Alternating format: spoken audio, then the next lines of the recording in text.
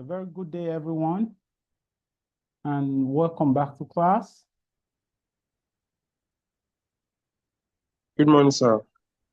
Okay, good. So we'll try to run through what we have to do today, and then have our group presentation, then call it a day. I understand you'll be taking your exam in February, so just a few weeks from now. So we'll try to wrap up as fast as we can, so we could begin our revision, and then discuss how the written exam will look like. Sure, that is fine.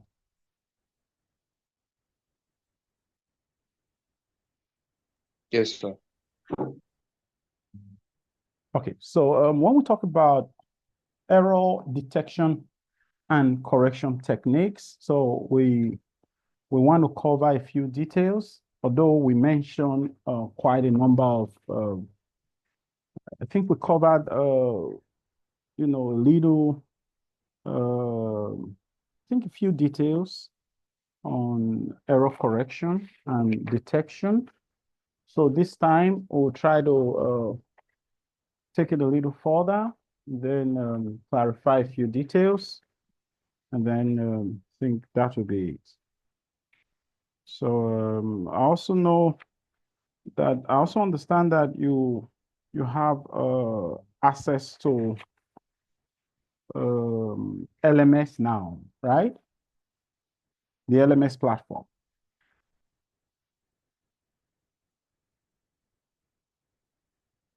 Have you been able to assess what we have on LMS?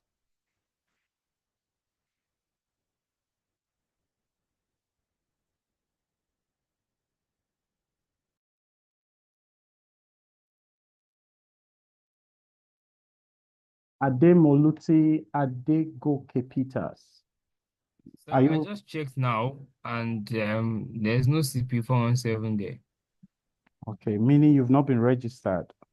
No, sir. Okay, so we'll have to uh, relate with CITS to do the needful. Okay. Okay. Now, when we talk about error detection and correction, what do you understand about that? What comes to mind?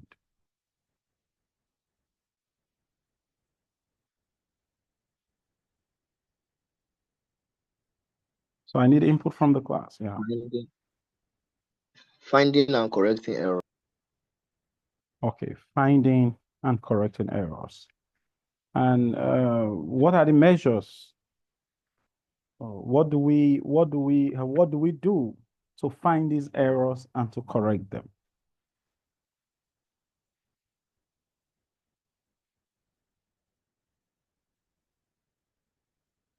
By using special algorithms that have been designed for detection and correction of errors. Okay. So can you tell us any that comes to mind? I think one is cyclic redundancy check algorithm. Okay. So I think that one is just used for the detection of errors. So if it notices one of the bits is out of order, it can maybe ignore the message that was sent or request retransmission of information. That sounds good. So well, you guys are going to make your presentations shortly. That's fine. So I'll just mention a few details so we could look them up. Okay. So we're talking about error detection and correction techniques. Okay. And I know we made mention of flow control, I think in our old notes. Okay. Just before the error detection and all of that. And we know for flow control, in the OSI model or layers is a function performed in the transport layer, okay? And we use this to ensure data integrity. Okay, I just want to recap before integrity.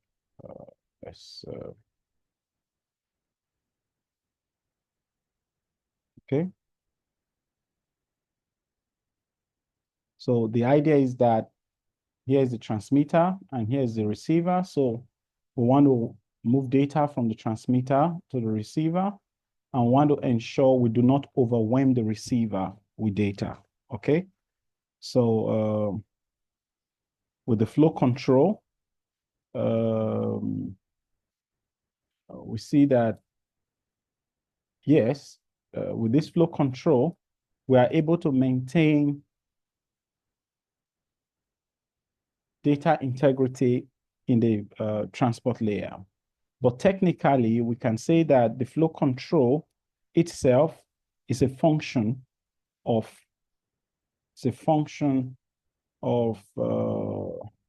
the data link layer, okay? Data link layer, okay?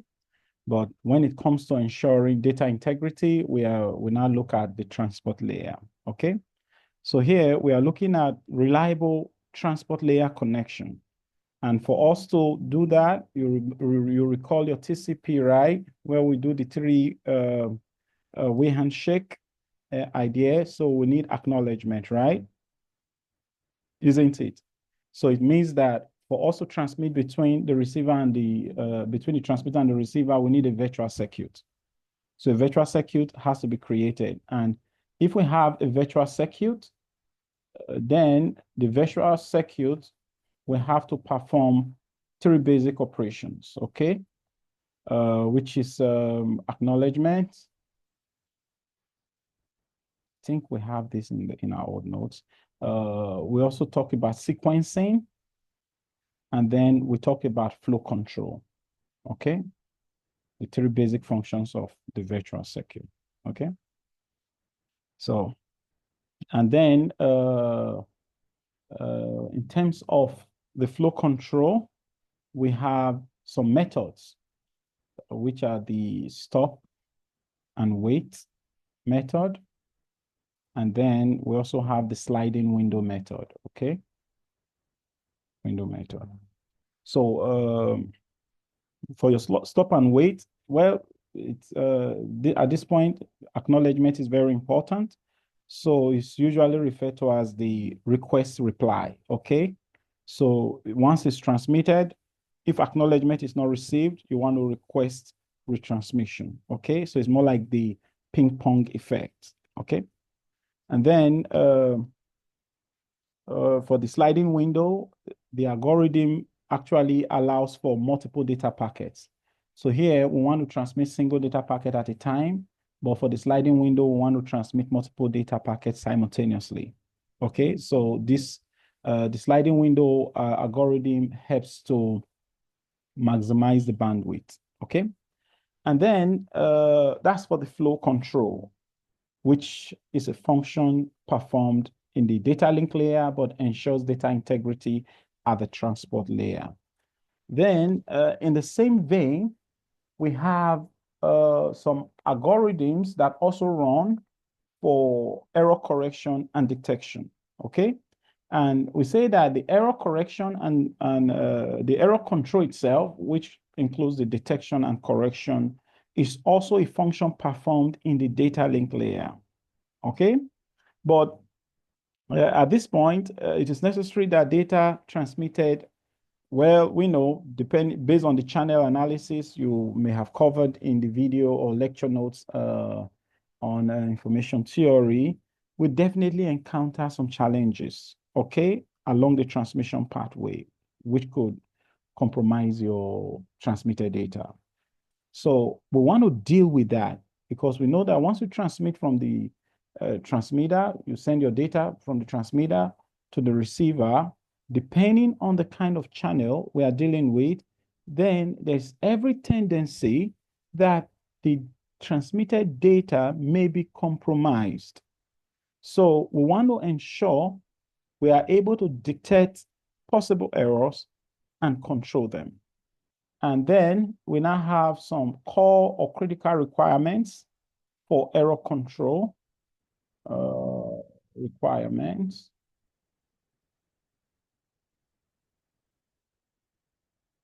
For error control. So we want to ensure error detection is one requirement, okay?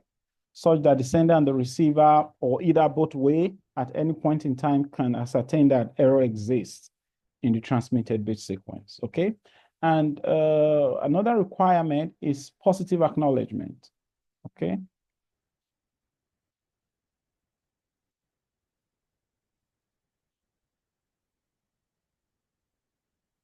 Times ACK, okay? Because we also have negative acknowledgement, okay? So when the receiver receives a correct frame or correct bit sequence, then we want to say, well, we want to get an acknowledgement, and the acknowledgement we receive when the data is received correctly is positive acknowledgement. And another requirement is negative acknowledgement,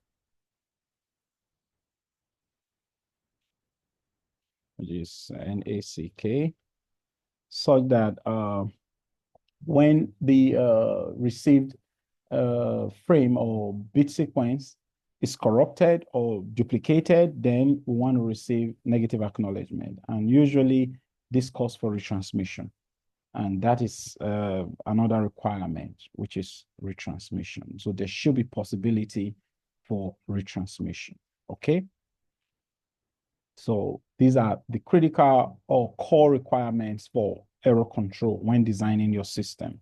So the sender must be able to maintain a clock or a clock rate such that a timer is set. So to say, well, if I send this packet, or if I send this frame, if I send these bits, or if I send this data, depending on the layer of the OSI model we are, operating from, then there should be a clock timer. So once it times out and we do not receive the transmitted data, haven't gotten the trigger that something was transmitted, then it should call for retransmission. Okay. And the same way we have algorithms for flow control, we also have some algorithms for error control. Okay, algorithms for error control, such as stop and wait, automatic repeat request. Then we have go back N, automatic repeat request, and we have the selective repeat, automatic repeat request. Okay. So well, we have all of these, in our notes. So here we want to maintain a timeout counter. Okay. So that once the sender, for instance, in stop and wait ARQ, sends the frame, for instance, it starts the timeout counter. And if acknowledgement of the frame comes in time, then the sender will have to send the next frame. Okay, so it looks something like this. Here's the sender, here's the receiver. So it sends the first frame. So the timeout counter is, triggered. And if it receives it before it times out, then it sends an acknowledgement to say, well, I received frame 0, so it acknowledges frame 0. Then it can now send frame 1. So if it does the same, then if not, it will request for retransmission, But for the go back N automatic repeat request, is such that the sender stays idle and do nothing when acknowledgement is not received.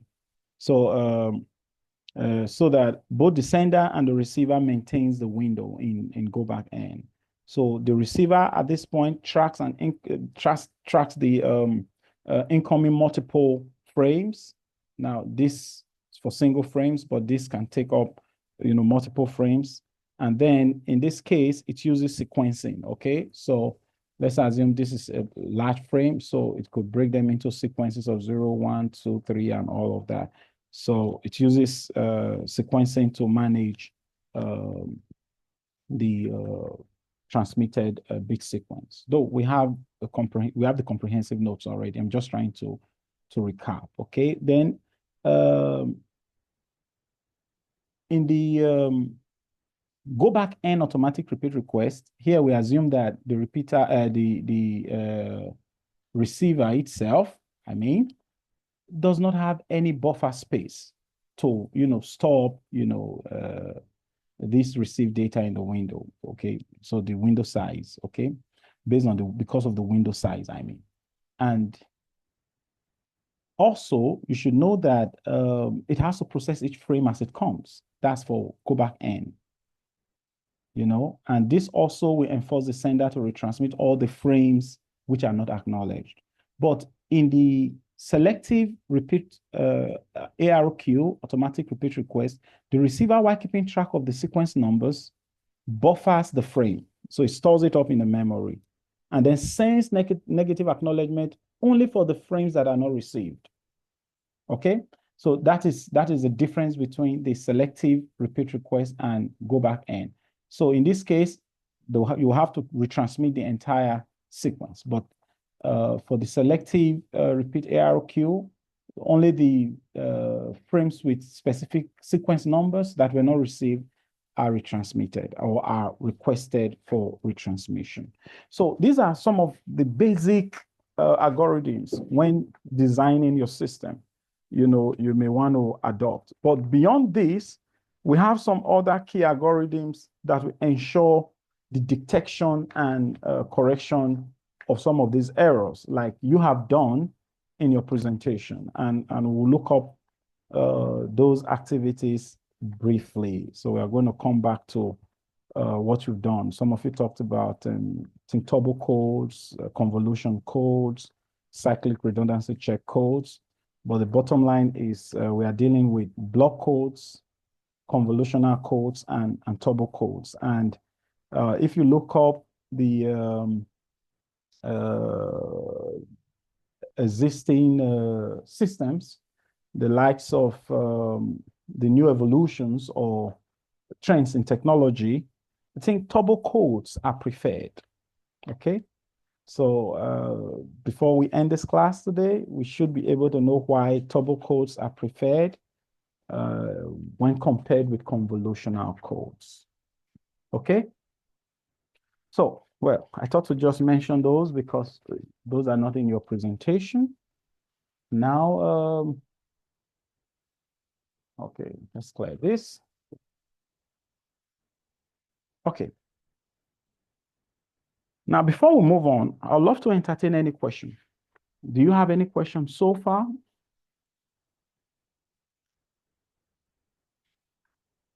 Just before we move on.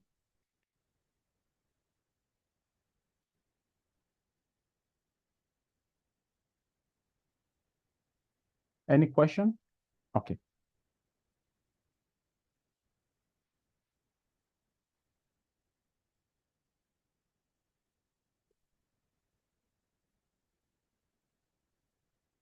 So Adesion, read one. Are you with us this morning? Yes, sir. Okay.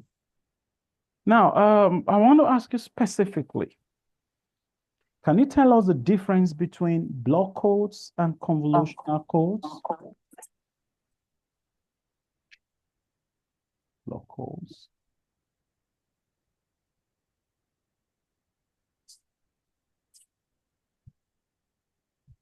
Can you tell us the difference between these codes? Okay, sir. I'm with you. Go ahead, please.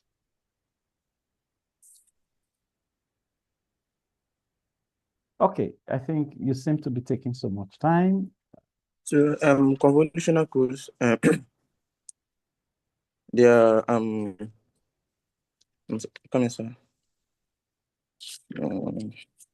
Okay. Now, I don't mean you Okay, should. so, I don't mean you should reference some materials. I just want. yes, I'm not referencing materials, sir. I just want you to tell us what you can remember about them. Yeah. I know before So, before we went on break, we made mention of these codes, right? Yes, sir. Just want to know, okay, fine. What can you So remember? convolution codes have memory in the encoder, so they use sequential logic circuits. Okay. But the block code does not have memory, so they mostly use combinational logic circuits. So the encoder for block codes are memoryless, right? Yes, sir. Okay. Okay. Okay. Okay. Okay. That's fine.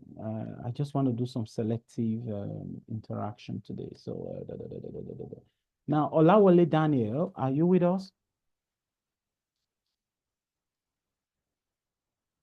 Olawale Daniel. Sir. Okay, yeah, Solomon. Okay, fine. You're with us. Now, can you tell us how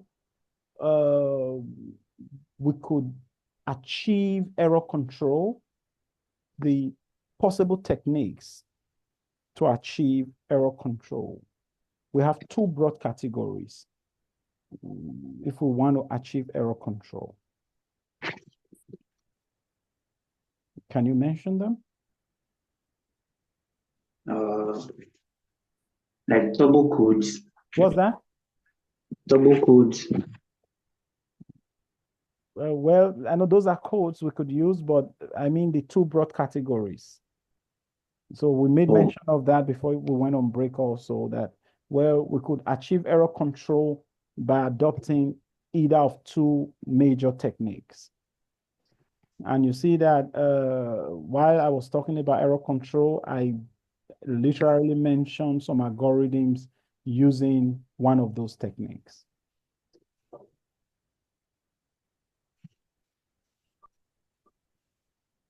Okay, so can anybody in class help us out? So, sir, we have the automatic repeat request, and we have the forward error correction, sir. Exactly. So we have the forward error correction and the automatic repeat request. So you observe that the error control algorithms I made mention of last time, not too long, are automatic repeat request techniques. Okay. Okay. Okay. That's fine. That's fine. So beyond that, we also have the hybrid, where we have the hybrid automatic repeat request, which combines the forward error correction and the automatic repeat request procedures to achieve enhanced reliability and throughput. Okay, so that sounds good. Okay, so I think I'll just run into a few exercise now, and then so we could interact, and then have one of our groups for presentation. Okay, so here we have a think per share exercise. So I wanted to reflect on the reasons cyclic redundancy check codes are efficient for burst error detection compared to parity check bits. Okay. Now, in your presentation, you made notes on parity check codes. Okay, and we could have even or odd parity, and then and also cyclic codes, for which we have the cyclic redundancy check codes. But the bottom line is cyclic codes are also linear block codes, okay? Because it is cyclic because it satisfies the property of linearity and the cyclic property, such that a cyclic shift of a code word in a code is also another code word. That is cyclic property. Okay. And if we should add two code words together, we should also get a code word. That's the linearity property. Okay. So that's for cyclic. So, and we have quite a number of advantages of these codes. And we know we have some standardizations for cyclic codes, which comes as either cyclic redundancy check 8, CRC 8, CRC 32, and even more enhanced and advanced cyclic redundancy check codes. Okay, so I'd love you to begin to think through these. Then we're going to move into breakout sessions or breakout rooms, and then where we'll be able to interact. Okay. So I think this time let's have about, okay, let's have about 5 breakout rooms.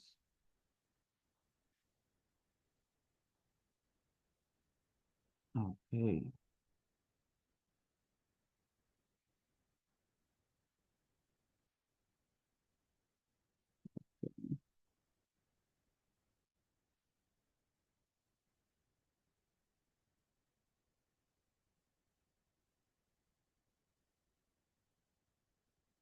So,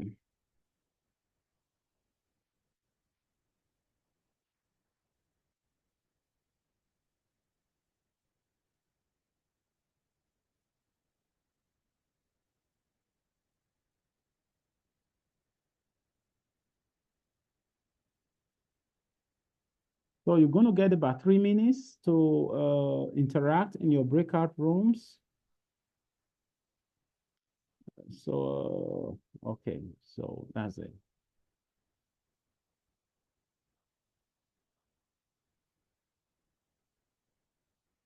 So that's what we get.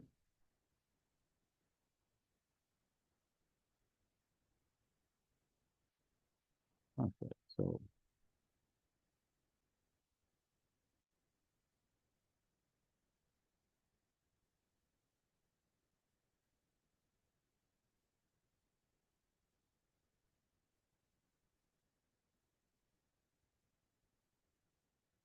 okay, so you want to interact as fast as you can, and then afterwards we'll converge and then begin our interactions.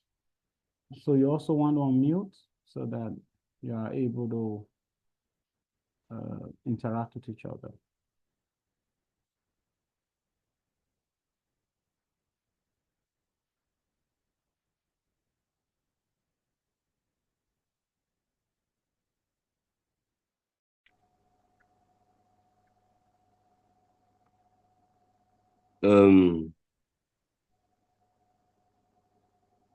How far, guys? So I should talk about the reasons why CRC are efficient for burst error detection compared to Okay. parity check. Okay. So so based on error detection capability, parity checks are limited to like detecting errors that can change the parity of the data. Oh. So while CRC can detect like a wide range of errors. So basically parity checks are limited, you understand?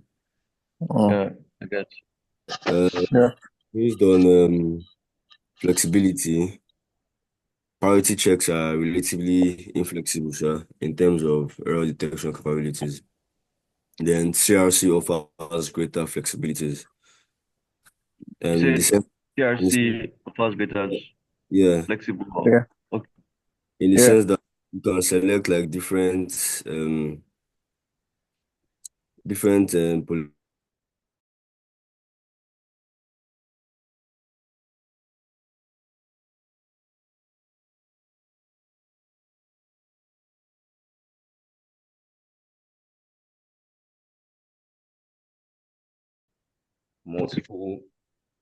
multiple adjacent errors.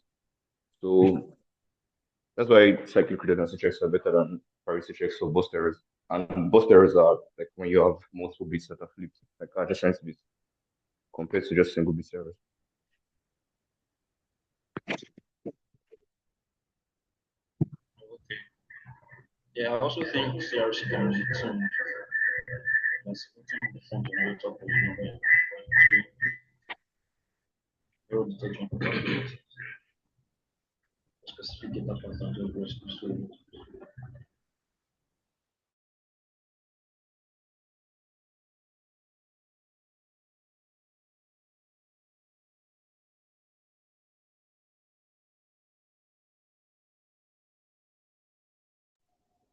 Okay, so you're welcome back.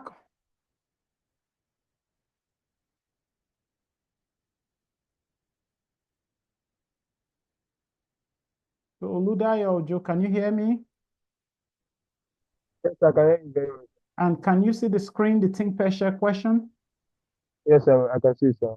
Okay, perfect. So think we can begin our interaction now. Okay, sir. So others should join us shortly. So tell us, how was your interaction in your group? Okay, sir. It went well, though. So when we actually to reflect on it, we made to understand that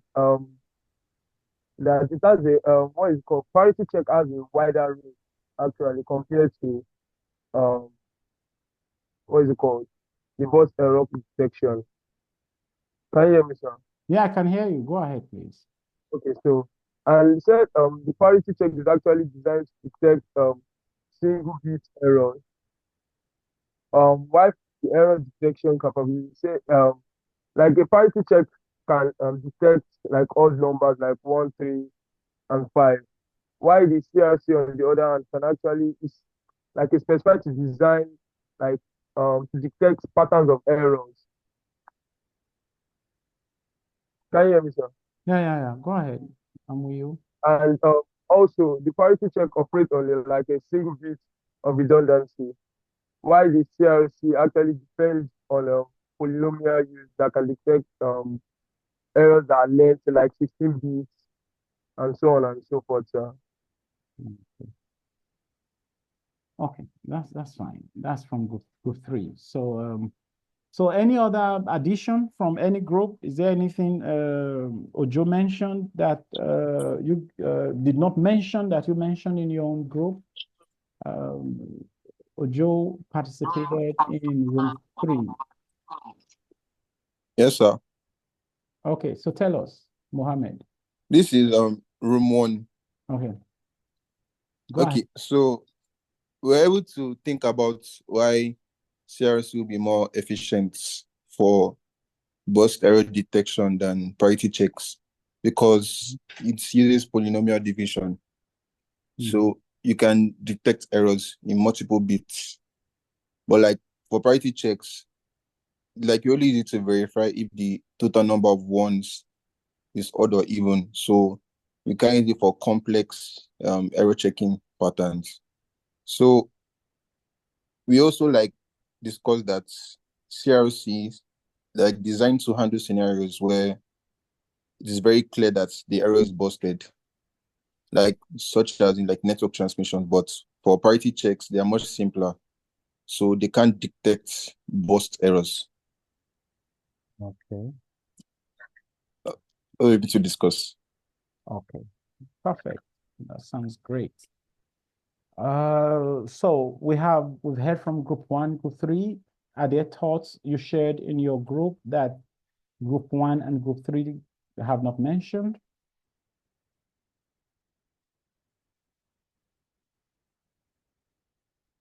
Any thoughts from group 2, from group 4, from group 5?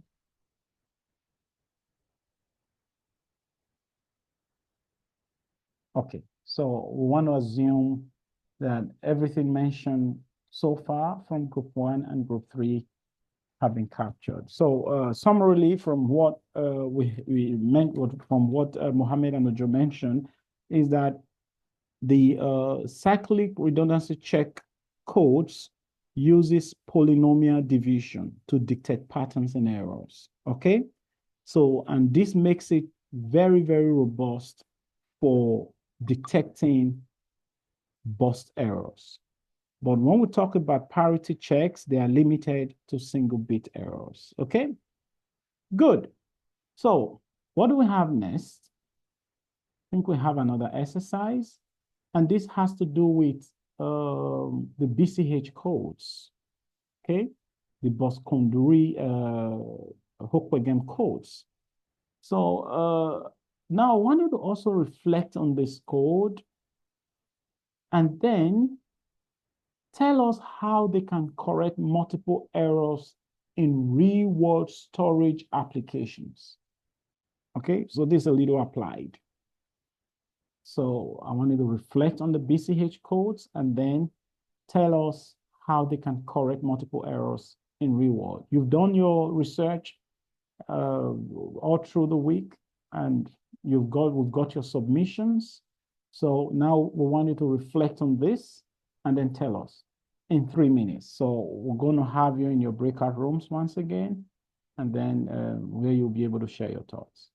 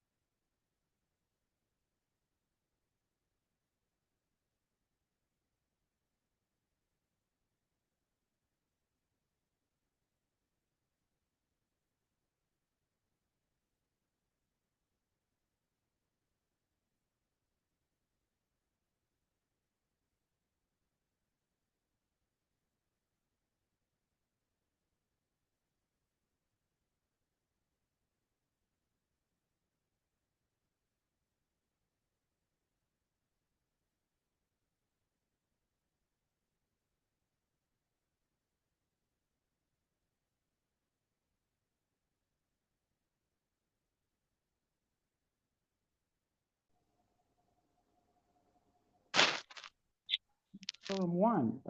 Sorry, Fidas, we can't hear you again.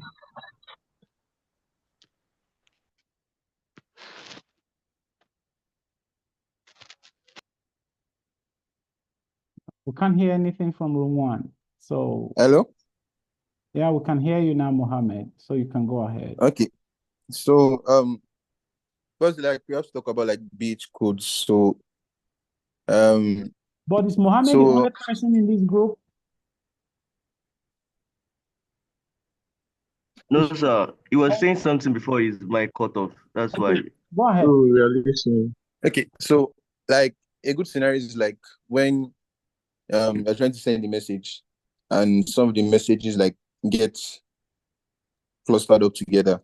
So error correcting codes are like adding extra information to the message.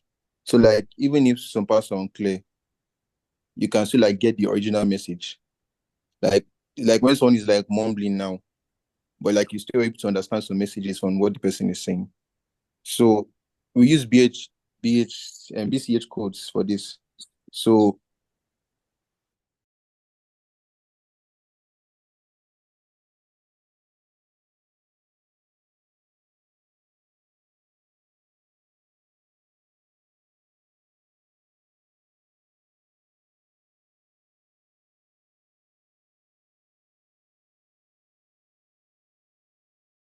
capabilities based on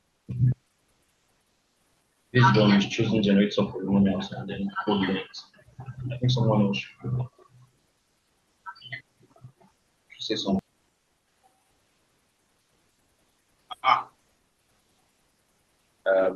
BCH codes, meaning was Chabray Hokkien, are error correcting codes that can fix multiple errors in data storage. They work by adding extra bits to the data, which help detect and correct mistakes. This ensures the information remains accurate, even if some bits get corrupted.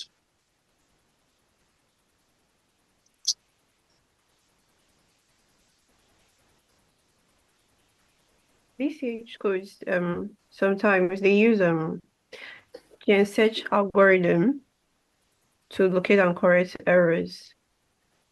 They do this by fixing them efficiently like, throughout the code.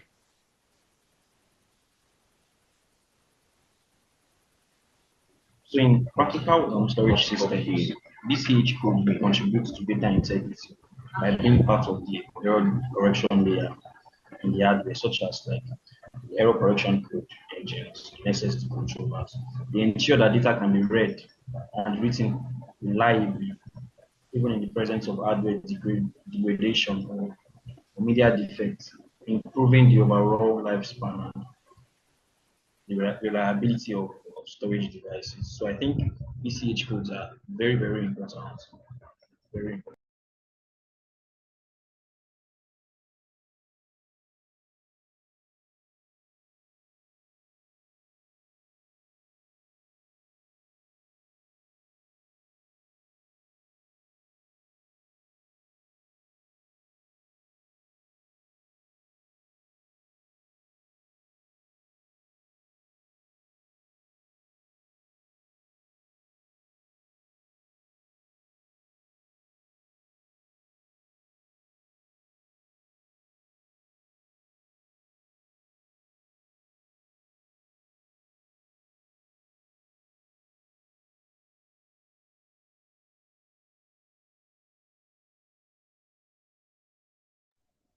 Okay, so you're welcome back. I think we can share our thoughts now. So now we need someone from group 2 to share their thoughts. Okay, group 2.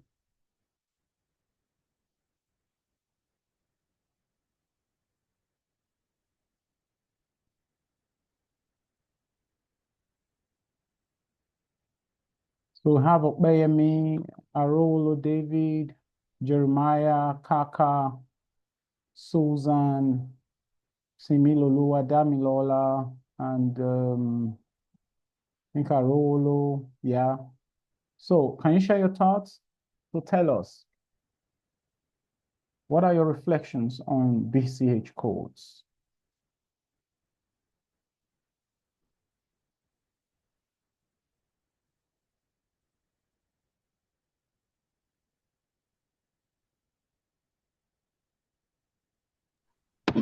So we said BCH codes BCH codes are widely used in real-world storage systems because of their ability to correct multiple error patterns efficiently. And we said that these codes are based on algebraic coding theory and they use polynomial mathematics. Similolua, we can hardly hear you. Probably you want to amplify your voice. Okay, so can you hear me better now? Yeah, well, there's this echo. Do you have 2 devices turned on?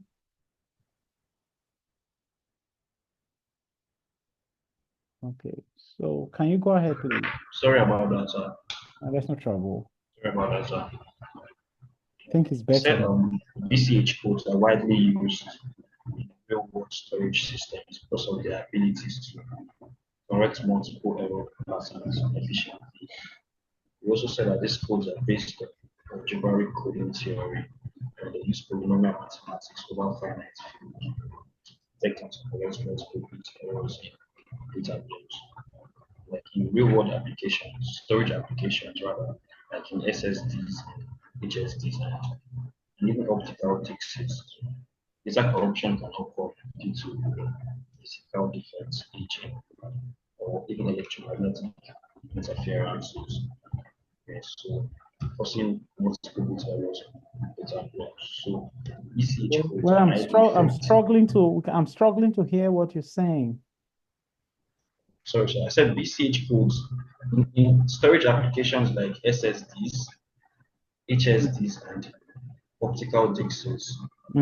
Said data corruption can occur due to physical defects, aging, or electromagnetic interferences. So BCH codes are highly effective in such environments because they are designed to correct multiple errors within the code word. The key advantage is their ability to correct up to a determined number of error per code word, which makes them suitable for high reliability, where error bursts or clusters are common. For example, the BCH code is a correction capacity of 4 can correct any combination of 4 bit errors within the block. So this flexibility will make them more powerful than more simpler codes like Hamming codes, which are limited to single bit error correction. Thank you, sir. Okay, that sounds good. That sounds good. So how about group 4? Can we have someone from group 4? We have Hussein, Oladayo, Akin, Peter, Bashir, GBK, Miriam is also there. Olatunji is also there. So can we have someone in group 4 share your thoughts? What were you able to come up with from your reflection? Okay, just to try and say something different from what Simi already said. What we like discussed was that it can be a bit more flexible when you're designing using BCH. So there's with every code there's a minimum like distance that will determine how many errors you can actually correct. So with this one, you can design it for different sector sizes. You can, it doesn't have to be it's not like you can only do a particular number of errors. It is flexible um in being designed to detect and to correct errors. It actually corrects the errors itself. It's not just for detection, also for correction. And it's just efficient with like storage controllers and stuff like that. Okay, that sounds great. And any thoughts from group 5? Any thoughts from group 5?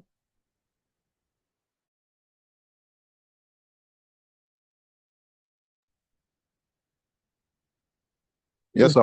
Okay, go ahead, please. So we're able to talk about BCH codes. So, like powerful error correcting codes. So they are designed to handle multiple errors, which we all know by that. So they work by encoding data into polynomials and using mathematical algorithms to detect and correct multiple errors. So that is group 1. Okay, that's group 1, right? Yeah. Yes, sir. Okay. So both David and Ridwan were able to talk about how BCH codes are widely used in flash memories or CDs. So they have this ability to correct multiple errors. And this ensures that even like during harsh conditions, there's always data integrity.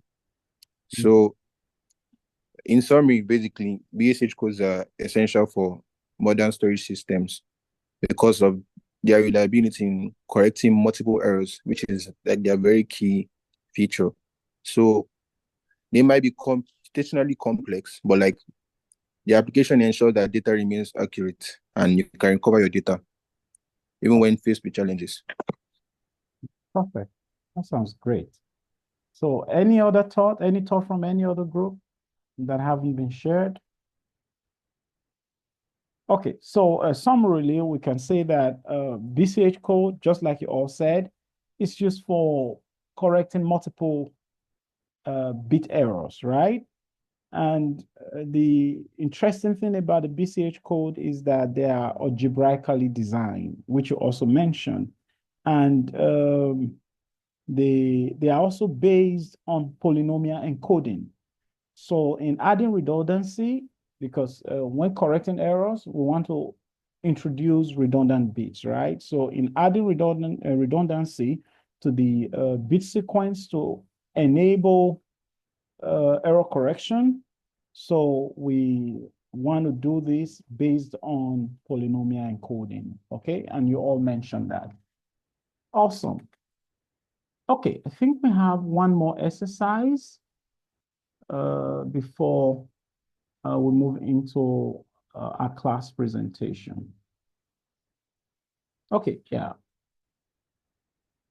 Turbo codes. I'm sure you can all see this. So I just want us to reflect on a few codes that you reviewed over the week before we go into the class presentation. Okay, so trust you can all see the screen.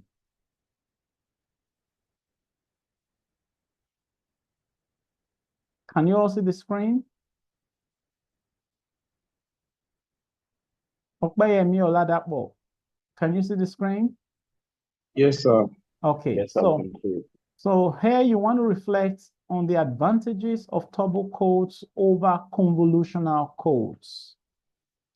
Okay, now in the lecture notes you have online in one of the playlists, we played with the block codes and the convolutional codes with a number of examples. And in your class submission, I saw one of the groups that, got snapshots from the videos to, make up their lecture notes. That was really, well, I felt good about that, meaning you guys went as far as looking up the lecture notes online.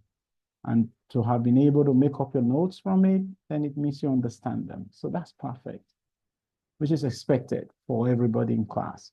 So now, well, we don't have some examples on turbo codes there. So, but you had time to review this over the week. So now we want you to reflect on the advantages of turbo codes over convolutional codes.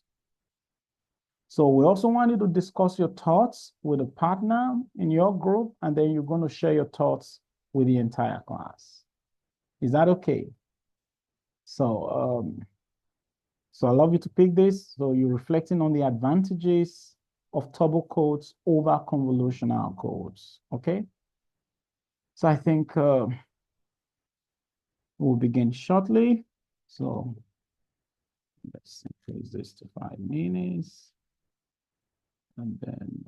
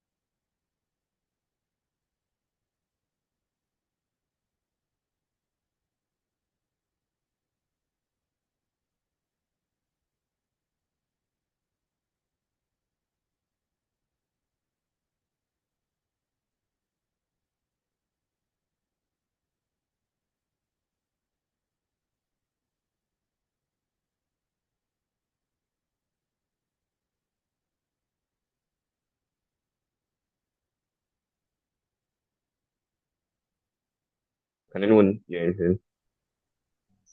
Yeah, we can. Yeah. So turbo codes are basically an advanced form of convolutional codes. Their major features are the fact that one, they use multiple convolutional codes in parallel, and then they also use iterative decoding algorithms like BCGR algorithm, and they're better than convolutional codes because they don't operate directly on using binary hard decisions. Like they don't need a particular bit to flip or not. They use probabilities basically, and they also have a much lower bit error rate. That's like a good measure for measuring error in error correction.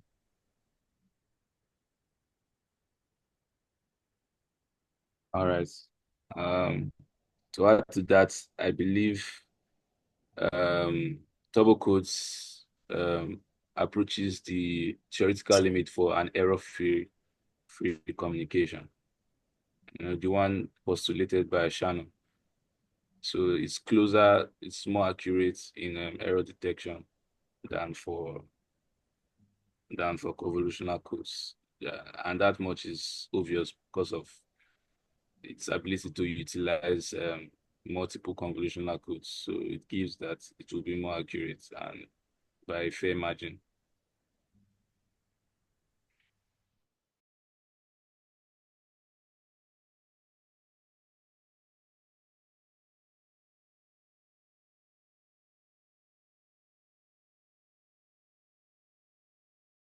Shannon limit.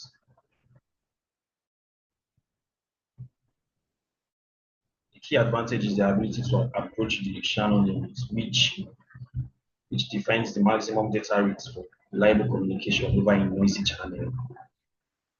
So turbo codes can come remarkably close to these theoretical limits, offering superior error correction compared to convolutional codes. Now, this makes them highly effective in a low signal to noise ratio environment, such as deep space communication in mobile networks. Another strength of turbo codes is their iterative decoding process, which repeatedly redefines error estimates through a feedback loop between two decoders. This iterative approach will improve error detection and correction, especially for long block lengths, giving turbo codes a performance edge over traditional convolutional codes. Thank you.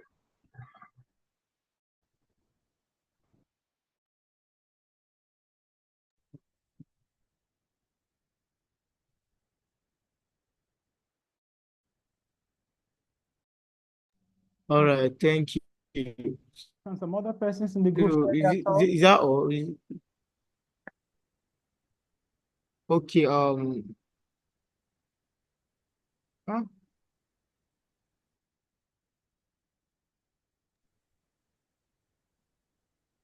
Let me add to the improved error correction and higher coding tools. Turbo codes offer better performance in feeding channels.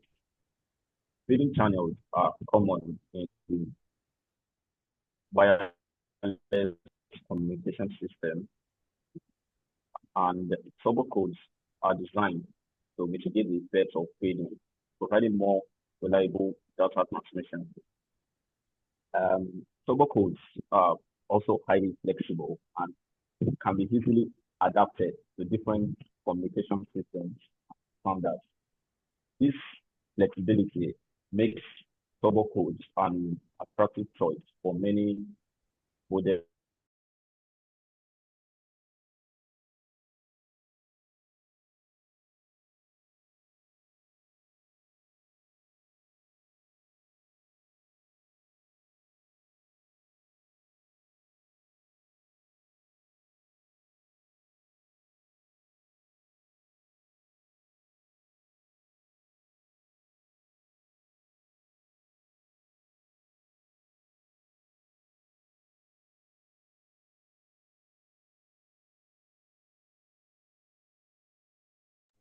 Okay, so it's time for us to share our thoughts.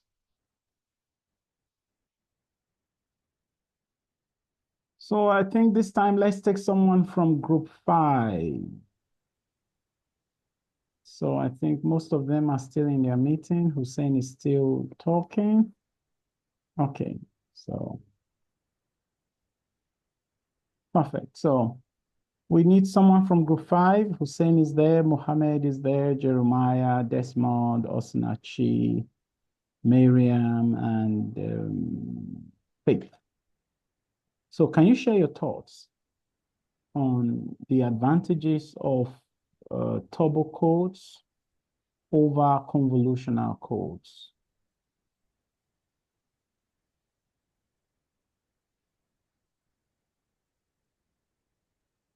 Room 5, please.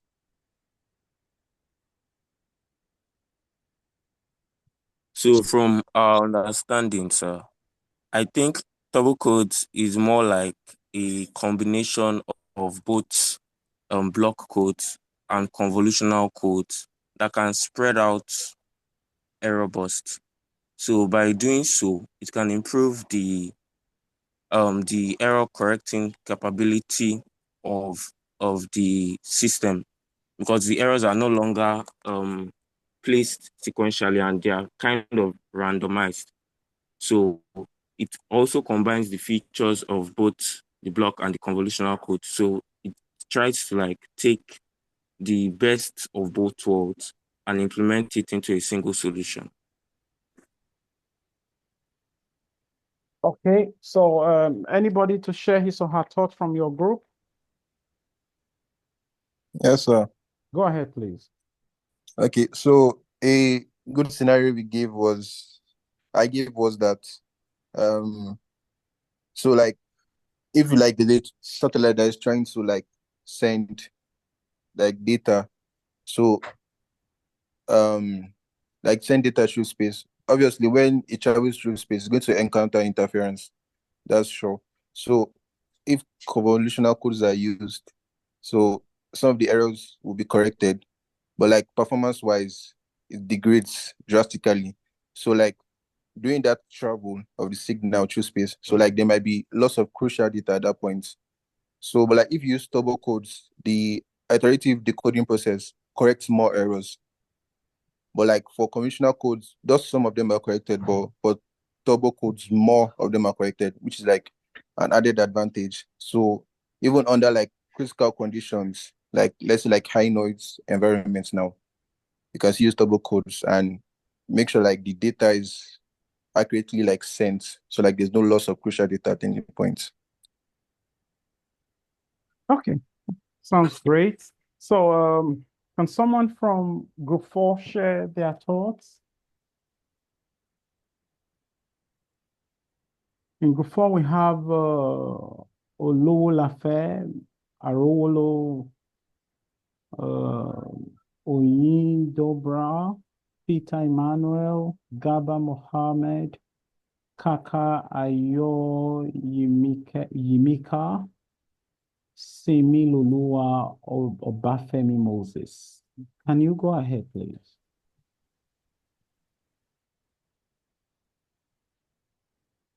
Okay, so we discussed that turbo codes are just like a superset of convolution codes where there's parallel concatenation of simple codes. That is, there's like an iterative connection between each code. And then we also said that convolution codes normally the output depends not only on the current or the present input block, but it depends on the past inputs as well, which is like an iterative connection. You see me? So we talked about their ability to approach the Shannon's limit, which defines the maximum data rate for reliable communication over a which division. Turbo codes come remarkably close to this theoretical limit, offering superior error correction compared to convolutional codes. This makes them highly effective in low signal to noise ratio environments, such as deep space communication and mobile networks. I did make mention of their flexibility. Turbo codes are highly flexible and can be easily adapted to different communication systems and standards.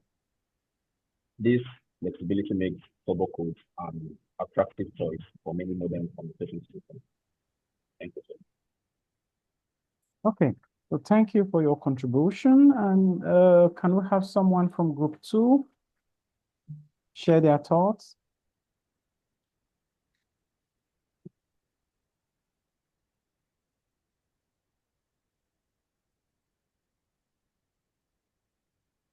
I think we have Olawole, Ayeni, and Eze.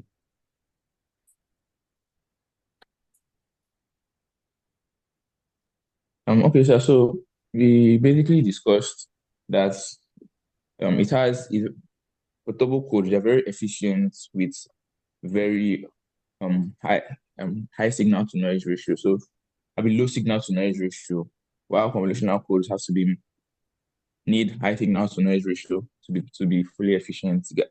Following the example that Fridaus gave in this space communication where there's very low signal to noise ratio, in that case, it's better to use turbo codes over convolutional codes. They basically discussed, like, said the rest. Like, this just like adding to what Fridaus said from group 2. Okay. Okay. Okay, so anybody from group 1 before we move into our presentation? Anybody from group 1? We have a cheerful Kim, Adesonya Ridwan, Henry Wisdom.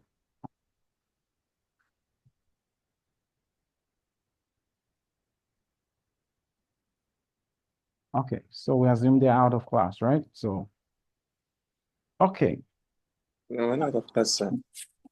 Okay, so can you share your thoughts? Okay, so I'll just add that turbo codes are more flexible when compared to the convolutional codes, because the convolutional codes require a change in encoder structure, whereas the turbo codes can just easily adapt to the different code reads. Okay. That sounds good. That sounds very good. Okay. So let's try these lines. Straight line.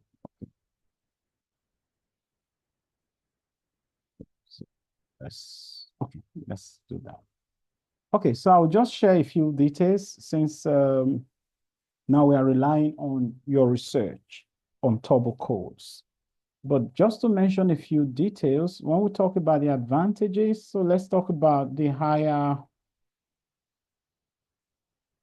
error correction performance, error correction performance, for instance.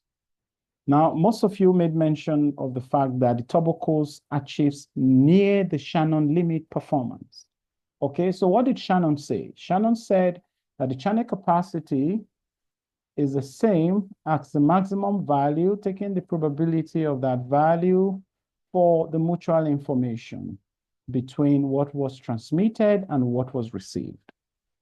Okay, now we're saying that there is no non-practical system that is able to achieve this limit, you know. So we're saying that the turbo code is able to achieve something near this capacity. That is, when we talk about achieving near Shannon limit performance, we mean that it's able to achieve the data rate that is very close to the capacity of the channel. Okay, so it's able to achieve maximum data rate when compared with the convolutional codes. Okay, so for the convolutional codes, they require more resources to approach something close to this. Okay, but we know that the convolutional codes are very, very effective. Okay, so they have the applications, you know, application domain, but interestingly, the 3G, 4G, 5G, and most of the technologies we run today actually have the turbo codes running. Okay, and then another fundamental advantage has to do with improved bit error rate performance. Okay, improved bit error rate performance. So here we say that the turbo code actually exhibits significantly better bit error rate performance, especially at low signal to noise ratio. So we are looking at low signal to noise ratio, because at low signal to noise ratio, the signal power is low. So if we are communicating or transmitting over a noisy channel, we expect that signal to be extremely noisy. So when we operate at that level, you know, there's every tendency to have a very high bit error rate. So usually we want to increase the signal power, okay, to mitigate that, or better still adopt some other techniques in terms of signal conditioning.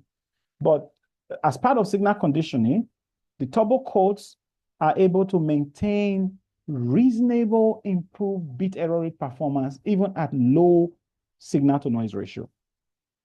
You know, and the reason for this is that they use iterative decoding process, which is also a downside to the use of turbo codes. Okay, so the iterative decoding process actually allows them to handle noise and errors more efficiently than the convolutional codes. Okay, so the advantage, which is also a downside, that is iterative decoding process enables the turbo codes to handle noise and errors more efficiently than convolutional codes. So let's talk about that as another advantage, iterative decoding, okay? As another advantage. So here, turbo codes, they use feedback-based iterative decoding algorithm, okay? Such as the maximum a posteriori rather, probability, you know, or they could use some other simplified techniques. So the iterative process of turbo codes help refine their error correction capabilities, and this results in improved performance, you know, compared to the one-pass decoding of convolutional codes, okay? So the iterative decoding scheme, you know, makes it, you know, really robust in terms of handling channel issues.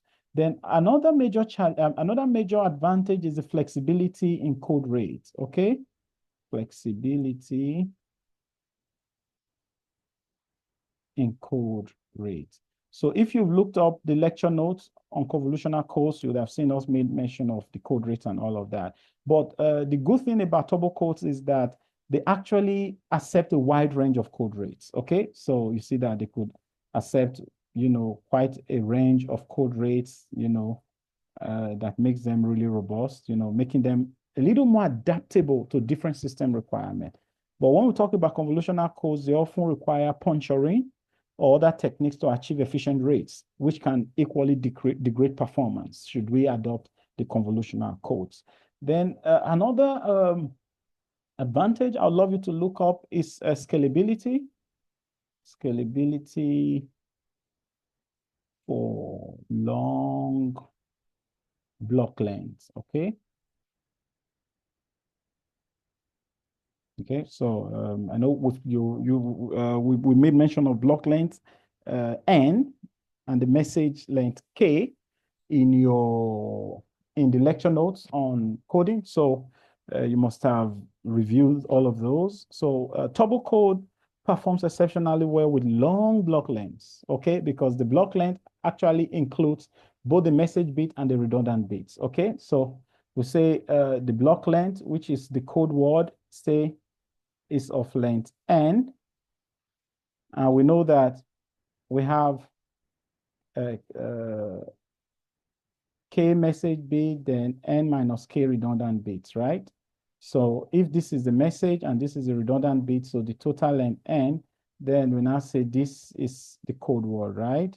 Which contains both the message bits and the redundant bits, right? So we made mention of all of those in the lecture notes on coding. So what we're trying to say is that the turbo codes, they perform very well with, very long block lengths, since the iterative decoding process benefits, from the larger block length. But convolutional codes generally shows some form of diminishing returns for longer block lengths due to their fixed constraint length, okay? And when it comes to application, like I already mentioned in advanced systems, you see that turbo codes are widely used in 3G, 4G, 5G wireless standards and deep space communication. I think somebody made mention of something like deep space communication, right? Deep space communication due to their efficiency and robustness. But the convolutional codes are more common in simpler legacy-based systems, okay? And then another interesting advantage here is the resistance to burst errors, right? So turbo codes actually have this interleaver structure, which makes them better equipped to handle burst errors when compared to the convolutional codes. But like I mentioned earlier, the iterative decoding process makes turbo code really complex when designing it. So it has higher complexity, okay?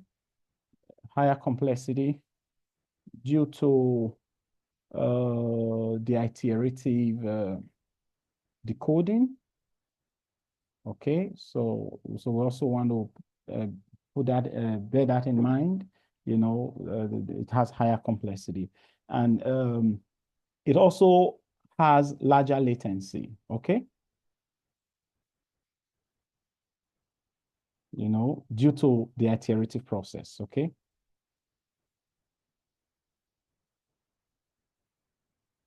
So when we try to implement turbo code, so we want to figure out ways to manage these issues for improved reliability. Is that okay?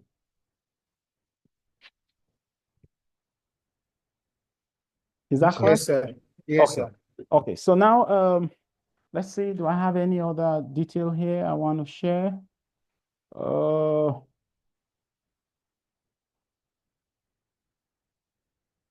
Okay, so we have one more exercise. We want to reflect on the practical challenges of implementing error correction techniques in real-time systems.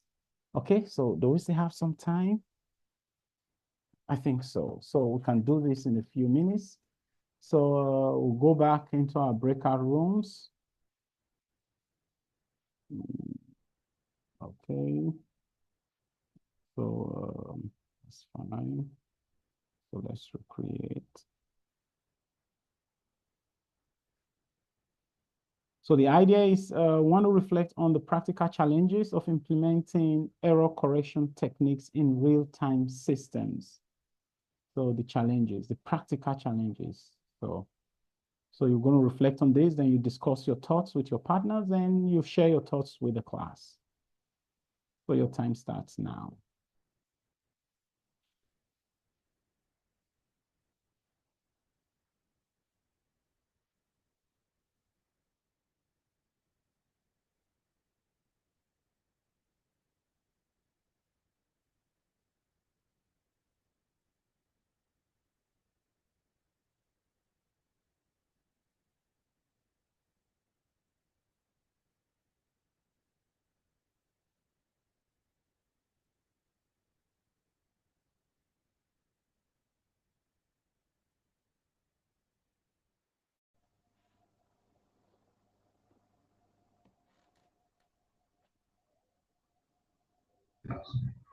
I think memory constraints, you get that pose the significant challenge.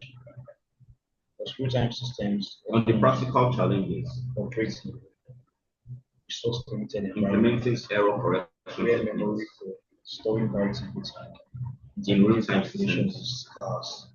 So choosing an error correction method that fits the available hardware while ensuring sufficient error resilience also become difficult. Another issue is obviously error detection accuracy.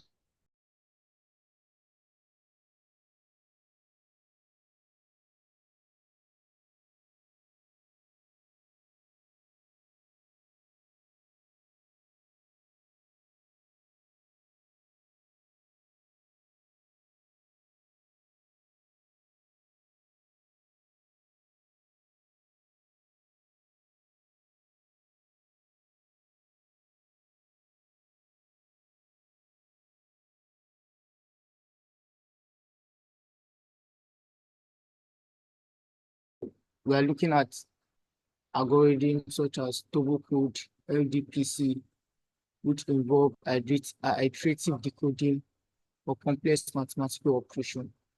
So example of time constraint, using time constraint in real-time stuff is situation whereby in a real-time video streaming system, where we have delay error correction can lead to visible frame freeze or loss of synchronization. I don't know, someone like me, I play game like let's say FIFA. So sometimes if I'm connecting my laptop to the screen, so I can have something like that. So that's one. So another one is computational complexity.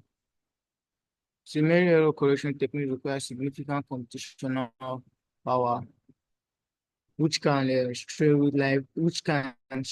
real-time system with limited processing capability. So then we talk about resource control.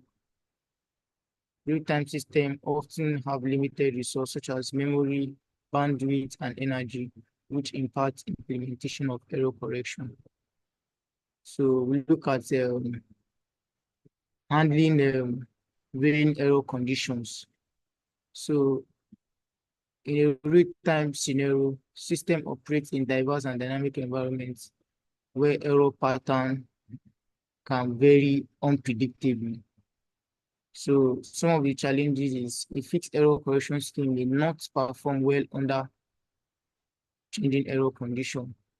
Then adapting the error correction dynamically in real time, e.g., switching between scheme or adjusting parameter can be computationally expensive and difficult to implement. And some example of this kind of scenario is wireless system experiment, very noise level and stuff. So that's just issue. I think cost can also be there. Maybe cost of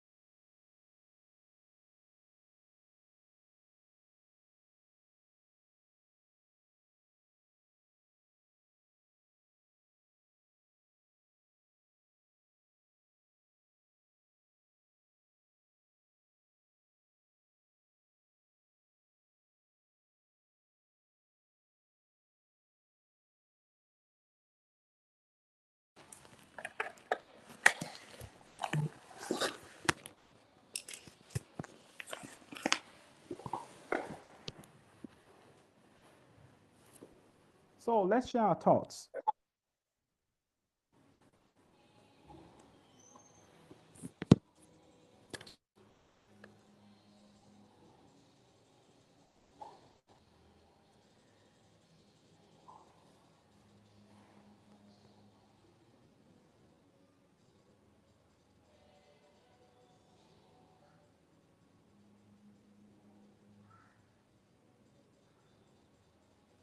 So can we have group room one share their thoughts? What are your reflections?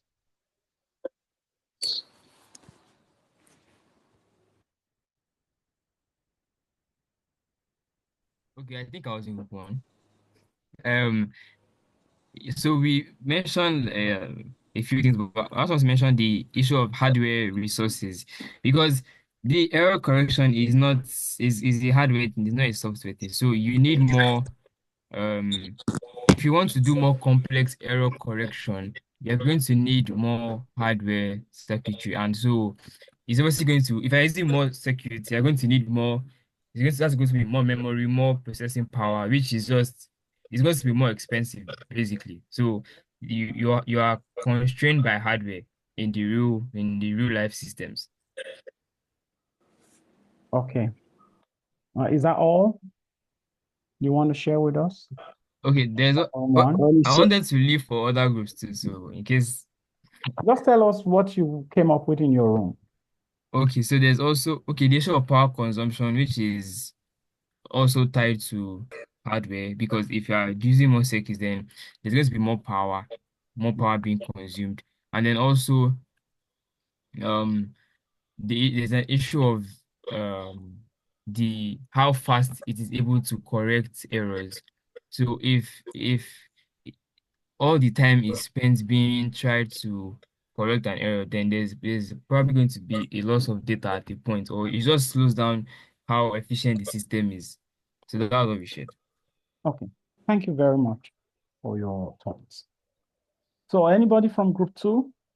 Are there things, they shared from room one that you feel you want to shed more light on, or probably there are some things they didn't mention?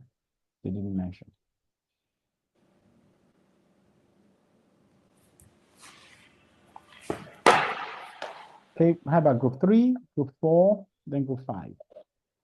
Yeah, group two. Okay, go ahead. So we already discussed like the challenge in a real-time system. So this is like the challenge is like to implement error correction techniques, like to meet system performance and deadlines. So like one of the challenges we also able to discuss was like the complexity of identifying and correcting errors in real-time systems. So like at times you may need sophisticated algorithms so that can operate with minimal overhead. So examples are like when you want to implement these techniques without like overwhelming the system resources, like you don't want to overload it, like the system resources like the CPU or the memory. So it's very critical. And another challenge is that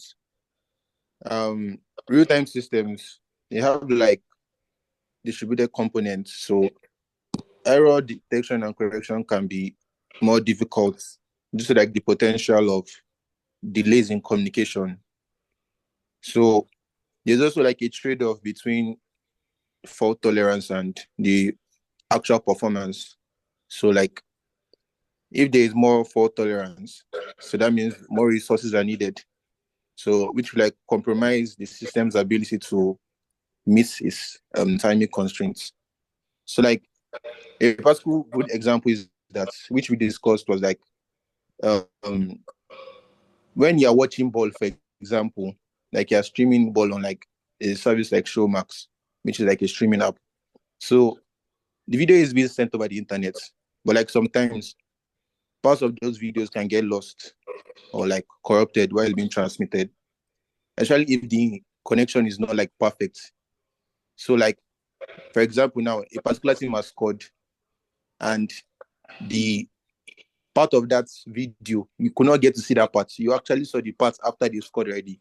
So that's like an example. So like to fix it, So the system can send extra data. So like to be like a backup along with the main video. So which can like help recover lost parts of the video. But like you have to make sure like sending too much of extra data can actually slow down the video or make it lag behind the actual video. So like the challenge is try to like figure out how to send just the right amount of data to fix the errors without slowing down the stream or making it look worse. That's all, sir. Thank you very much.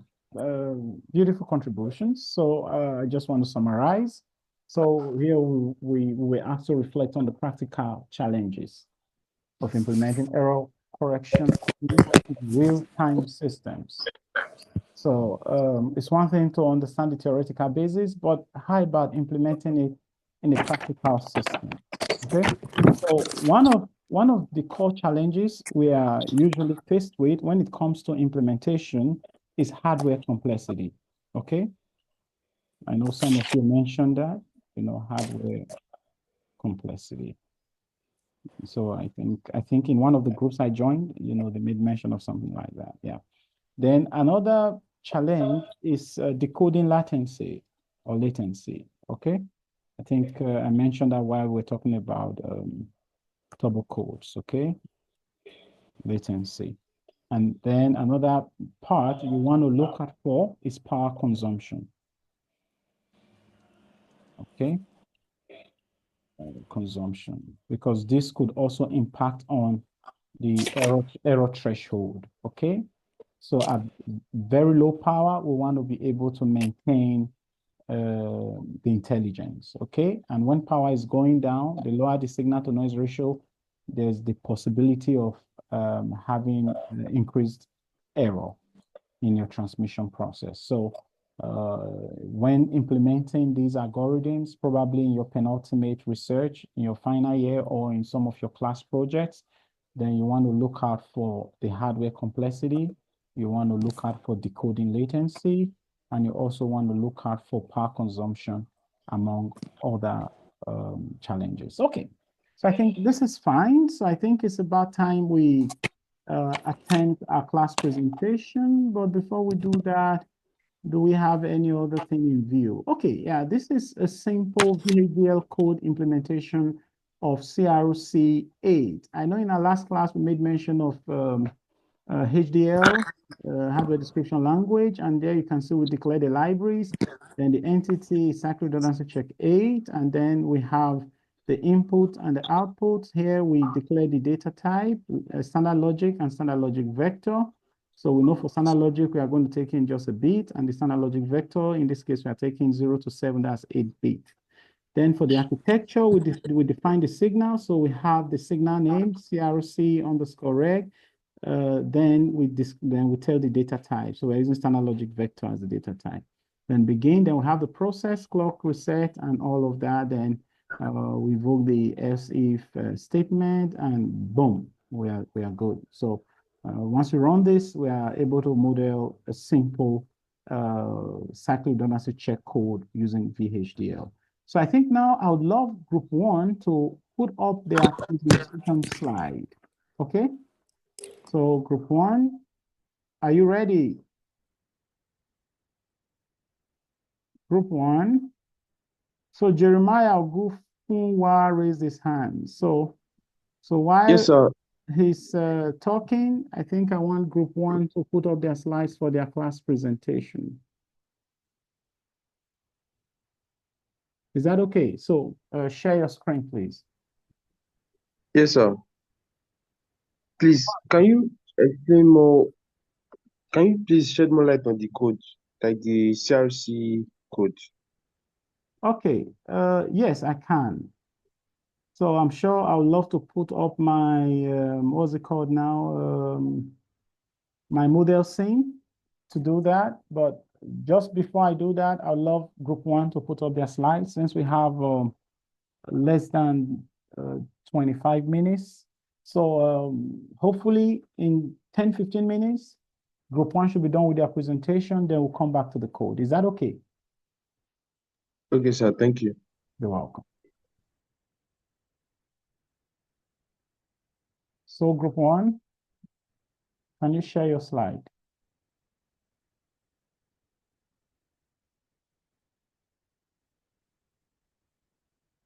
Yeah, someone is trying to do that right now, so. Okay.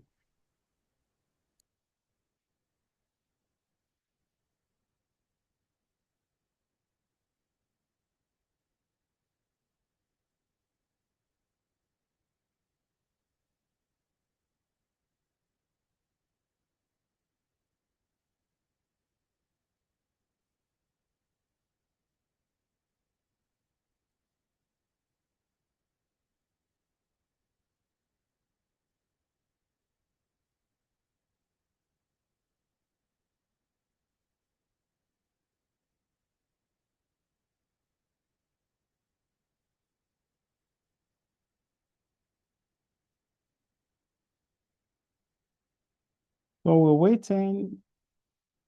Team one.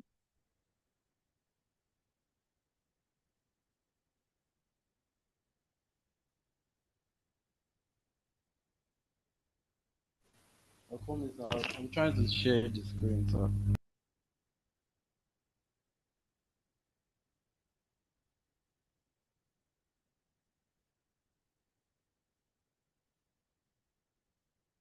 So is it possible if we use like a phone? I don't know. I think he's having issues setting it up on his Yeah, system. whichever way you are able to put up your presentation.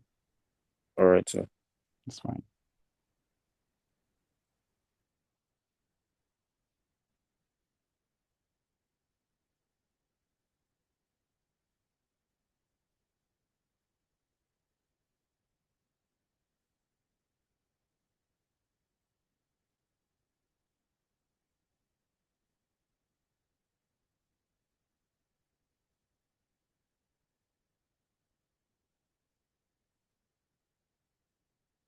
Can you guys see my screen? Sure, yes, we can. Go ahead, please. Oh yeah. I've shared it too. Okay, the first person should go ahead.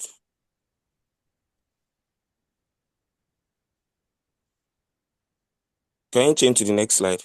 Okay, So okay. that person go ahead and make it like presentation mode so that it'll be clearer.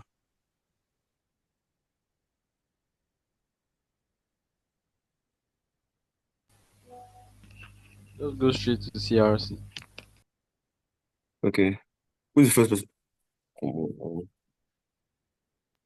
Go straight to CRC.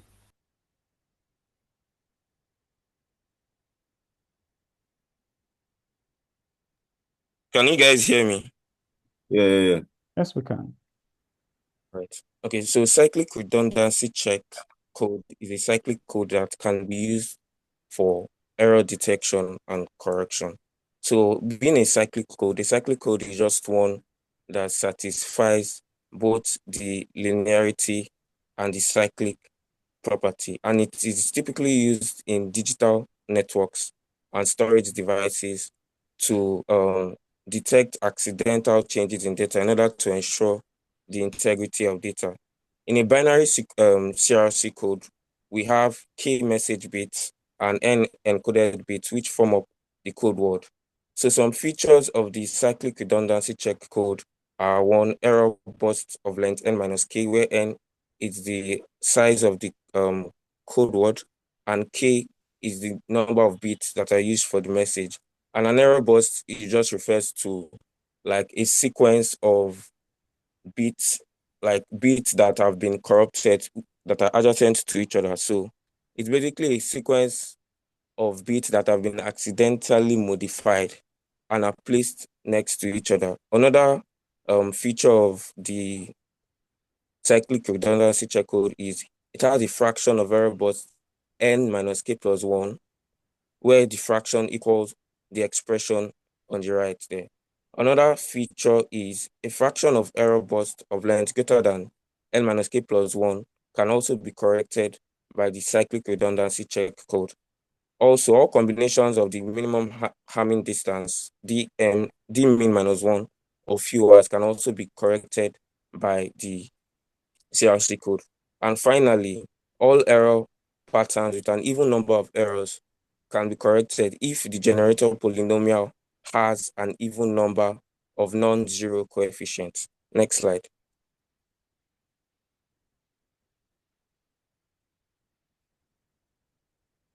Joseph, next slide.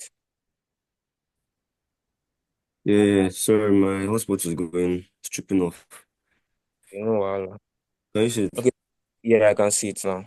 So the way CRC works is that it makes use of what is known as a generator polynomial to correct errors. So when we have like a sequence of bits, what we try to do is divide the sequence of bits by the generator polynomial.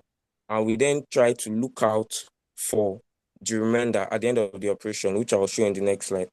But for this slide, when using CRC, the data to be transmitted or stored is first divided by a generator polynomial, like I said, and the remainder from the division operator is then added to the data. So once we derive the remainder from the division of the transmitted code word by the generator polynomial, and we add the remainder to the original code which was transmitted, we have effectively corrected the error in the CRC code.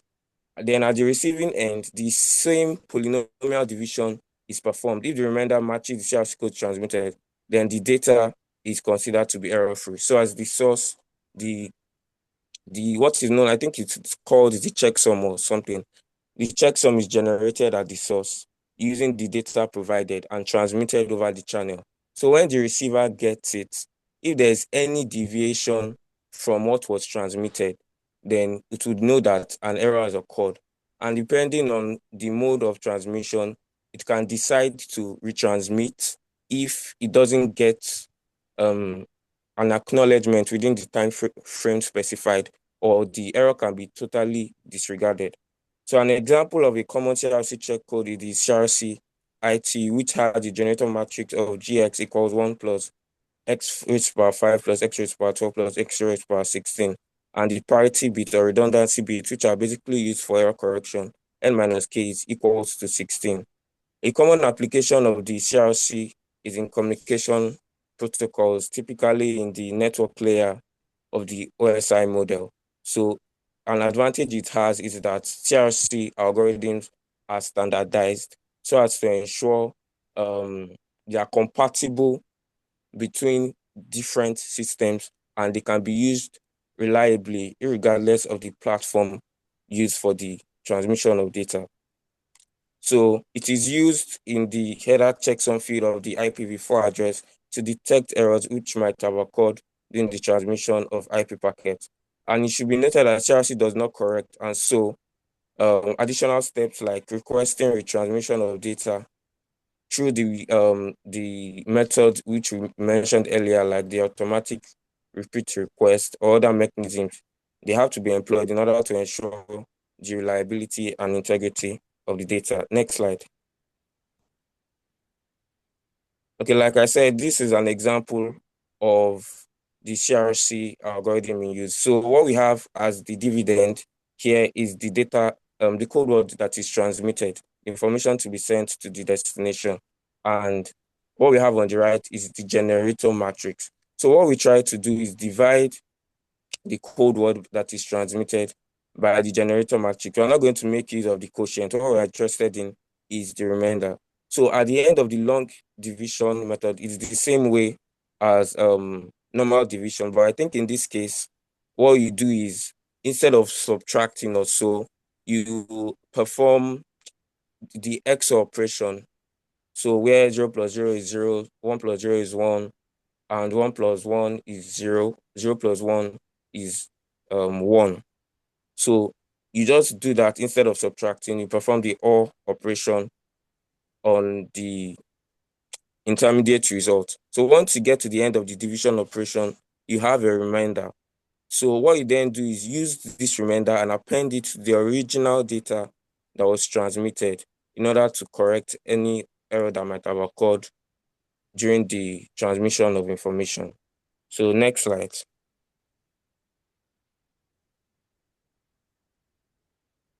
So the next slide is the BCH code, which is a T error correcting code that is capable of correcting and detecting up to T random errors per code word, where T is the maximum number of detectable errors So it is a subset of the cyclic codes, which is capable of correcting multiple random errors in data transmission or storage, as I said earlier in class. So it is also a class of linear block codes that has the following properties. It has a block length of 3 raised to power m minus 1, where m is a non-negative integer that is 0 or greater than 0, representing the degree of the extension field. It has number of message bits k greater than or equals to n minus mt, where n is the size of the code word and I think m is the number of message. No. The term for m does not come to my mind, but the formula for the message bit is k raised to power n minus mt. It has a minimum Hamming distance of 2 raised of d min greater than or equals to 2t minus 1, and for any integer m and t, m has to be greater than or equals to 3, and t has to be less than 3 raised to power n minus 1 divided by 2 in order for us to use the BCH code. Next slide. So BCH codes can also be classified as binary or non-binary based on the number of fields used for encoding. So if we are using the binary version, we just have two values to consider, which are 0 and 1. And for the non-binary version, we can consider way higher digits. But for the binary BCH code, we operate using the GF2 Galois field 2, which has elements 0 and 1. And these codes are widely used due to their effectiveness and simplicity in digital systems. Like I said earlier, this is because we are only considering two states, 0 and 1. For the non-binary BCH code, it is an extension of the binary BCH code, which operates over larger Galois fields, GFQ, where Q is equals to p raised to power m, and m is a prime number, m is a non-negative integer. So these codes are flexible and efficient in high error rate environment, and an example of the non-binary BCH code is the Reed-Solomon code. Next slide. So I'll hand over to Shay, who will be taking convolutional codes.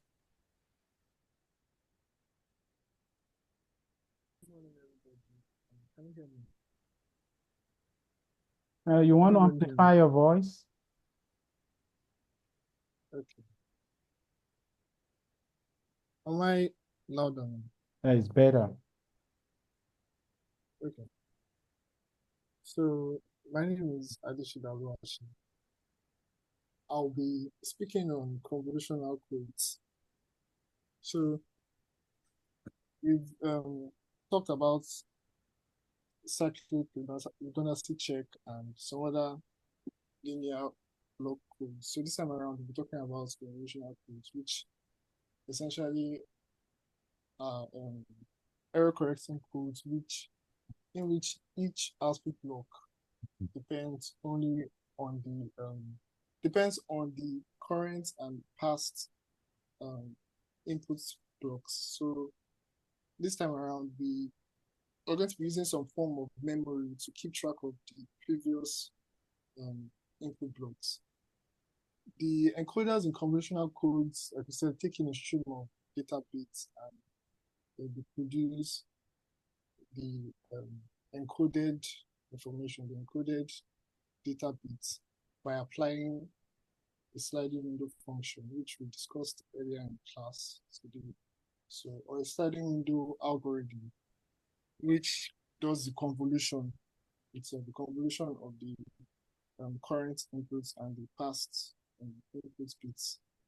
So once we have the encoded information, then we can then transmit it over a channel, a transmission channel, which can introduce noise, so to corrupt our information. But because we've encoded it using conventional codes, we know that okay, we have redundancy bits that we can use at the decoder to extract as much as possible, extract the original information. So the decoder undoes that conversion process that we spoke about before. it corrects the errors that are introduced or that are introduced during the transition by using techniques. In the case of convolutional codes, techniques such as the vertebrae algorithm, which we'll discuss later on when we're talking about the trellis. Then for convolutional codes, when we're talking about the encoding techniques, we have various methods or techniques for carrying out that process. Some of them are polynomial matrix method, scalar matrix method, sheet register method, state diagram, tree diagram method, tree list diagram. So first of all starts with polynomial matrix method. Next slide. Okay, so for the polynomial matrix method, we have we specify our convolutional code, which is an NK convolutional code, and we know what our NK means. So we have our message bits. Okay, our message bits is referred to as NK, and then our block length is. So you can have the 2,1 convolutional code or 2,2 convolutional code. But whatever NK convolutional code we have specified, that means that our generator matrix, which is what encodes the original information, is a K by N matrix. K is the number of rows in the matrix, and N is the number of columns. So if you have the 2,1 convolutional code specification, then that means you have the 2 by 1 generator matrix that encodes the inputs information. So Okay, the matrix just a constitutes minute. different You elements. have less than 4 minutes to wrap up your presentation. Okay, Okay. Yes. go ahead, please. So polynomial matrix methods. So try to be fast. You can look at the figure on your right, where we have our information polynomial, which wants to encode, and have a generator polynomial, which we're going to use to produce our code board. So we're going to be looking at the coefficients of each of the polynomials, the polynomial terms in the information generator polynomial. Then we carry out the multiplication of the information polynomial and the generator polynomial to get the code word. And this time around, we're not dealing with the regular multiplication and addition. We're talking about modular operation, which you can see later on in the image. We did modular 2 operations to generate our convolutional our code word, sorry. And the code word at the end of the day would also be a matrix. This time around, it should be, like we said here, an n-tuple polynomial, similar to generator polynomial. Next slide.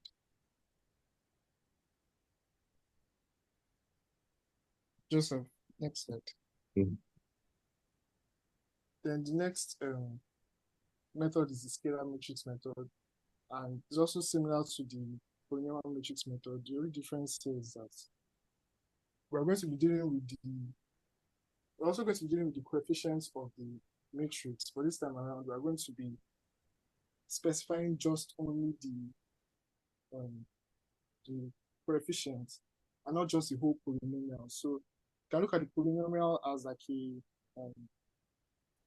as a matrix itself. So you know, matrix similar to vectors, but this time around we're only talking about the scalar parts. So if you look at the image on your right, our initial information polynomial was x to the power of 3 plus x plus 1. So it had those polynomial terms. By the time we converted it into scalar form, you see that we just specified it as 1101. I can see how we went about the process. So it's another method of carrying out convolutional coding. Next slide. Okay, I think it's a good place to stop right now. For the register-based method and other methods, I'd love you all refer to the lecture notes on information theory and coding. Is that fine? Yes, sir. Thank you, sir. Yes, sir. Okay. Yes, sir. Because in another 2 minutes, I should be in another class. So hopefully in our next lecture, we should be able to entertain some questions. But an important notice, for next week, I'd love you to make preparations for week 9 and week 10. So we'll be expecting 2 submissions for next week.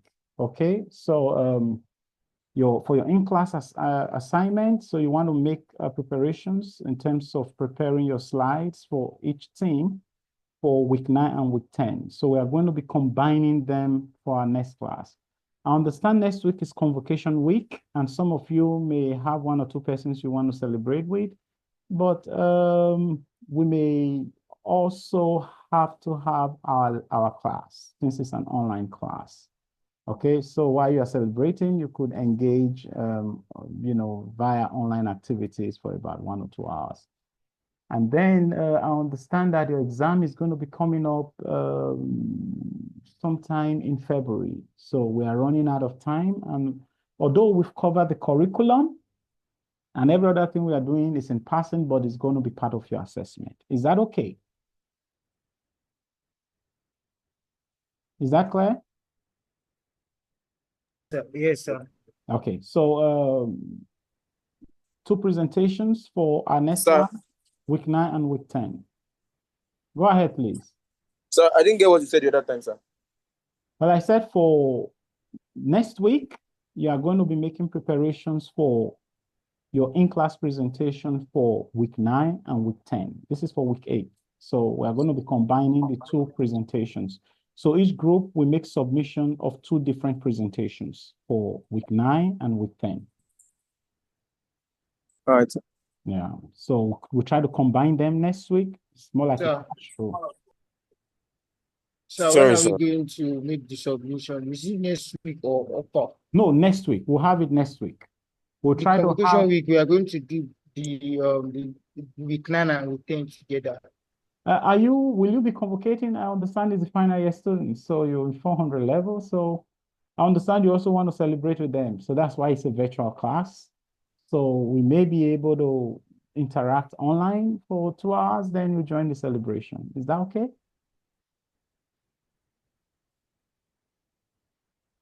I'm sure that's fine. Yeah. Also, sir, Yeah. would it be possible for us to get past questions for the course in preparation for the exams?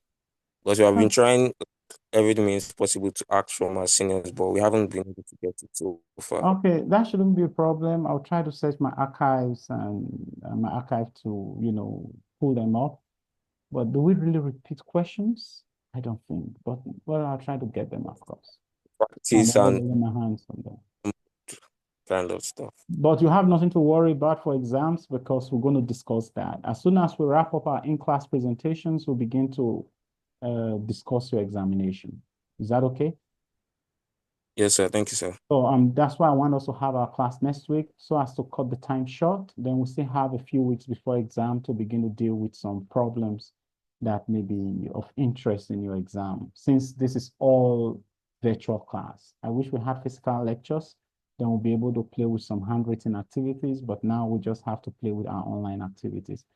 So that's why I want to do that. So hopefully in 2 weeks, we should be able to conclude your in-class presentation. Then we'll begin exam activities. Hope that's fair enough. Yes, sir. We'll be expecting it. That's fine. So I wish you guys the very best, okay? Bye, sir. Bye.